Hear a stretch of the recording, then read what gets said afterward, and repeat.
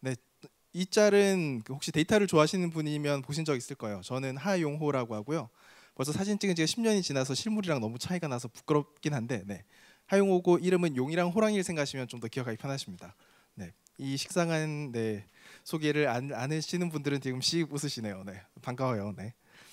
저는 넘버웍스라는 회사를 창업을 했었고요. SKT에서 데이터 사이언티스트로 일을 하다가 같이 다니던 사람들과 작당을 해서 나와서 데이터 사이언스 머신러닝 기반의 마케팅 자동화 서비스를 만들었었습니다. 2015년 6월에 창업을 해서요. 2016년 6월에 카카오에 인수됐습니다. 1년 했었었죠. 굉장히 빠른 속도죠, 그죠? 도대체 무슨 일을 했길래? 네. 오늘 주제는 기술 스타트업이잖아요. 그래서 이제 기술 스타트업에 관련된 이야기들, 제 창업 이야기들 곁들여서 같이 한번 해보겠습니다. 이 창업할 때 특히 이제 저 같은 기술자들은 창업할 때 이런 식이죠. 회의를 좋아하는 김 부장을 벗어나서 기술을 추구하는 나만의 회사를 만들겠다. 불효의 시작이 되는 건데요. 네. 이렇게 되게 그렇죠. 챙기고 지갑이랑 폰도 챙기고 사직서도 챙기고 해서 이제 즐겁게 출근을 하고 때려치고 나와서 창업을 했었습니다. 창업 전의 생각은 이랬었죠. 이제 난 기술 이제 마음껏 할 수 있을 거야. 원하는 기술을 원 없이 하겠어. 그래서 창업 전에는 기술 연구 시간이 사실 회사라는 게 회의도 많고 막 8시간 근무하는 중에 뭐 이제 막 리포트 쓰고 뭐 하고 해서 실제로는 한 4시간밖에 이제 연구를 할 수밖에 없는 거예요. 그래서 이제 창업을 했더니 이제 너무 좋게도 하루에 18시간씩 일을 하면서 근데 4시간밖에 역시 기술 연구를 할 수밖에 없었어요. 도대체 무슨 일이 일어난 걸까? 네, 되게 제가 생각했던 창업과 실제 창업이 좀 달랐던 거죠. 나머지 모든 시간은 4명의 구매자를 상대하는 데 다 썼었어요. 그리고 이게 대표 일이라는 걸 일을 하면서 깨닫게 됐죠. 이 4명의 구매자는 누구냐면 첫 번째는 투자자예요. 이분들에게는 저는 이제 지분을 팔고 돈을 받는 거죠. VC의 투자금. 사실 저는 밀당만 하다가 결국 투자를 한 번도 안 받고 엑시트까지 갔는데 그 사이에 이렇게 왔다 갔다를 생각하면 한 7번쯤 투자받은 느낌인데요. 뭐 실제로는 그렇습니다. 그리고 또 한 명의 구매자는 직원입니다.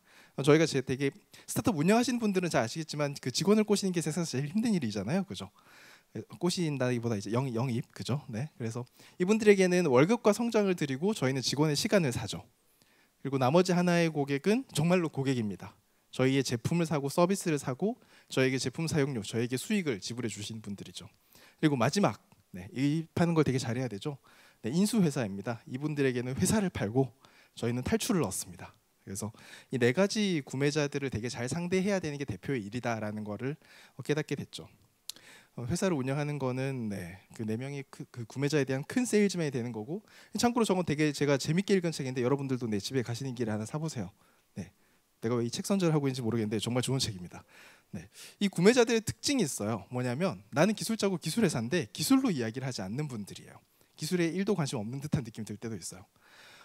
예를 들어서 투자자 같은 경우에는 기술을 잘 몰라도 기술의 성장에 기대어서 투자 수익을 얻으려는 분들이고, 예를 들어서 우리가 뭐 기술 직군만 뽑는 게 아니라 이제 뭐 이게 오퍼레이션도 있고 되게 여러 직군들을 뽑죠. 이분들은 기술 사실 모르시는 분들이지만 이 분야에 들어오면 너에게 빚이 있을 거야라는 이제 그런 이야기로 해서 이제 일해보고 싶게 만들어야 되는 거고, 또 역시 이제 기술을 모르는 사람들이 그래도 난 기술은 없지만 너네에서 프로덕트를 써서 우리 회사에 이익을 만들 거야라고 하는 분들이 고객사이고, 그리고 이러한 기술과 프로덕트를 만든 회사를 스스로 직접 다 하는데 너무 많은 시간과 인력을 드니까 그걸 세이브하기 위해서 그냥 회사를 바로 사는 걸 선택을 하는 게 인수회사인 거죠. 인수를 해주는 회사인 거죠.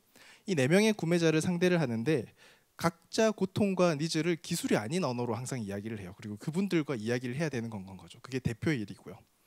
그래서 구매자의 언어는 이게 최신 기술 블라블라 사용하겠군요가 아니라 이거 얼마예요? 읽었으면 얼마 벌 수 있는데요? 인 건 거죠. 저의 케이스에 대해서 한번 이야기를 해볼게요. 저희는 이제 처음부터 엑시까지 어떻게 했었었냐면 초스피드로 리뷰를 하겠습니다. 이 되게 고난의 시절이었는데 이걸 2, 3분 안에 리뷰를 하게 되네요. 호기롭게 창업은 했었어요. 창업은 했었고 이제 되게 심플한 생각이죠. 회사는 돈이 있어야 굴러가. 그럼 돈을 벌려면 돈이 많이 돌아가는 데다가 가서 이제 일을 해야겠구나. 돈이 많이 도는 데는 어디가 있을까? 금융이랑 커머스가 있겠지. 그래, 금융이랑 커머스를 트라이를 해보자. 누구를 찔러보자 해서 이제 첫 번째 시도는 금융을 좀 해봤었어요. 그래서 금융을 했었는데 사실 사람들이 그런 선입견을 가지고 있잖아요. 금융은 되게 느리고 답답하다. 근데 이제 저희가 실제로 그 S카드와 작업을 해보고 느끼게 됐던 건 정말 그렇다. 여러분 금융은 하지 마세요. 네, 거기랑은 워이. 그렇고요. 그리고 이제 그다음에 이제 달려든 곳이 커머스였습니다. 커머스는 이제 온라인 쇼핑몰들이 되게 많았어요. 그러니까 우리가 되게 잘 모르고 있지만 뭐 정말 막 1년에 몇백억씩 매출을 일으키는 스타트업이 아니죠. 그러니까 그것도 스타트업이죠. 그 2, 300억, 3, 400억 이렇게 몇백억씩 매출을 올리는 커머스 쇼핑몰들이 진짜 많고요. 그리고 사이클이 진짜 빨라요. 그리고 사장님들이 굉장히 의사 선택이 그 결정이 빨라서 이거 돈 됩니다. 그럼 당장 내일부터 써보자 하시는 분들이 뭐 결제라인 이런 거 없어요. 내가 그 법인 분들이요. 아니 좋으신 분들이죠. 그래서 저는 이제 데이터 사이언티스트니까 이제 이런 빠른 시행, 빠른 실험이 굉장히 이제 저희 업과 핏이 잘 맞아서 커머스 쪽에 일을 하게 됩니다.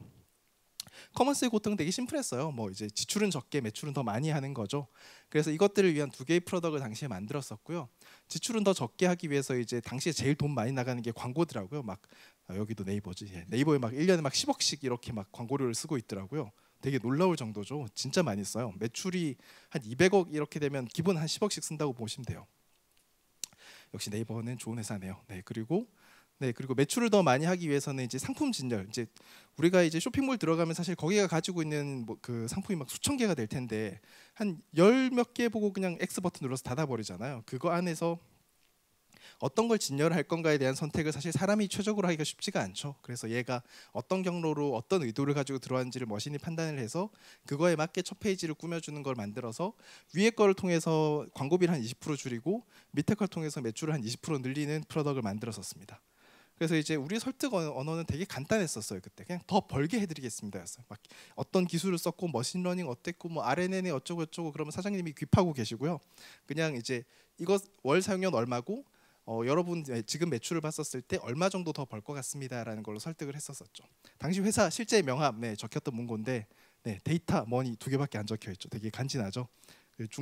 뭔가 중학생 필수 영단어 수준으로만 이렇게 깔끔하게 꾸렸던 명함이었고 되게 설득력이 좋았었던 것 같아요. 약간 쌈마이스럽기도 하지만 그렇습니다. 그래서 투자는 받지 않고 프로토타입으로 수동 적용 컨설팅하면서 운영 자금을 충당하면서 살았었고요. 다시 창업한다면 이런 짓은 하지 않을 거예요. 그냥 투자를 받겠습니다. 그리고 그 돈으로 제품을 만들고 알파 베타를 거쳤었죠. 그래서 어떻게든 나오긴 나오더라고요. 그래서 다행히 클로즈드 베타로 아까 말씀드렸던 성능이 되게 잘 나오는 걸 확인을 해서 이제 막 영업 직군 뽑고 이제 본격 팔로 다녀야 되는 상태였었죠. 그래서 이제 투자를 받고 이게 작업을 하려던 차에 카카오에서 연락이 왔죠. 너네 제품 한번 보고 싶다. 그래서 이제 큰 회사의 제품을 파는데 한 번에 왕권을 팔겠는데 이러면서 이제 신나서 이제 모든 영혼을 담아서 피칭을 했죠. 진짜 인생 피칭이었는데 하고 났더니 이 제품 좋은 거 알겠는데 제품 가격 말고 너네 회사는 얼마니?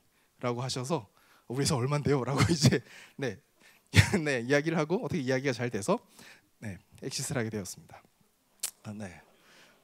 되게 그죠? 밤로스 아저씨 같죠? 참 쉽죠? 이렇게 하시면 돼요. 이제 그 작업을 하면서 이제 만났던 네 개의 구매자들, 투자자, 직원, 고객, 인수회사. 나는 뼛속부터 이제 공대생이고 뼛속부터 기술자인데 이 사람들을 어떻게 만나서 이야기를 하고 세일즈하는 게 가능했었을까? 그게 가능했던 이유는 제가 이 뷰 자체를 이야기를 할 때 항상 그 만나기 전에 머릿속으로 되뇌이고 갔던 게 이 사람들에게 기술에 대해서 이야기를 하지 말자. 내가 해야 되는 역할은 이 사람들이 기술을 몰라도 되게 만드는 역할이다라는 걸 스스로 계속 되뇌이면서 만났기 때문인 것 같아요. 기술 회사의 가치는 고객이 기술을 몰라도 되게 하는 것에 있는 건 거죠. 그렇죠. 여기 짤방 타임이죠. 찍어주시는 분 감사합니다. 그래서 이제 이야기를 나올 때 늘 생각을 했으면 좋겠어요. 그러니까 기술 회사는 무엇을 위해 존재하는가? 우리는 무엇을 공급하는가? 우리가 공급하는 건 기술이라면 역설적으로 고객이 이 기술에 대한 전문가가 되기 위해서 우리가 하는 게 아니라 고객이 이 기술을 정말 하나도 몰라도 되게 만드는 게 우리의 일이고 이건 꼭 고객과 이것과의 관계가 아니라 사실 모든 비즈니스에서 일어나는 만남들이 다 마찬가지인 것 같아요. 이 사람이 원하는 건 뭐고 이 사람의 언어로 내 이야기들을 할 수 있게 하는 거가 어떤 회사의 엑시트도 그렇지만 어떤 모든 과정의 엑시트에 있어서 기초가 되는 것 같습니다. 감사합니다.